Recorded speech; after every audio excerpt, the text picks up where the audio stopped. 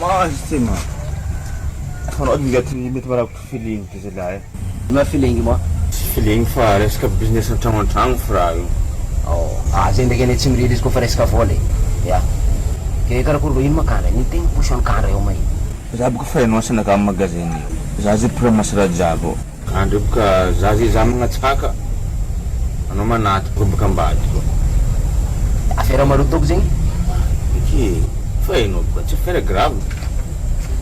Zay ndraiky ane fa zatra amin'ny raha karaha zay koa zay tsy problème fa attention edy zala misy amerdement edy zala fa za fa mampitandrigny edy sambolo miaro bolongam-binany zay fikoragna ambariko anao fa izy edy koa zala misy raha mifity za voana aloha magnadoso fahignananao zay raha tsy arako miasa amin'olo karaha zay taonako raha Mano ndraiky mahazo matory.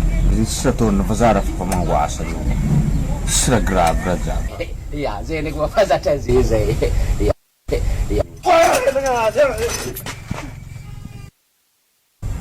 Kory anareo zay zala mbala motro sigarety fo fa karaha igny Azona fagnaja tsy arakaraka vavanareo mbala tsy ndraiky pine igny e mbala motro sigarety fo anao koa tatra mbanao tsy irogna pine irogna pine manafo takolambazanao io mbala foloka mitefantsofigny fo mbala motro sigarety fo fa karaha igny halitra mbanao ravonkomora mahalitra zay fa karaha igny edy boka bénéfice-ny halitra zay manafo halitra mbanao ravonkomora ma zegny mbala motro sigarety tsy ndraiky kivay Mavolonanjary.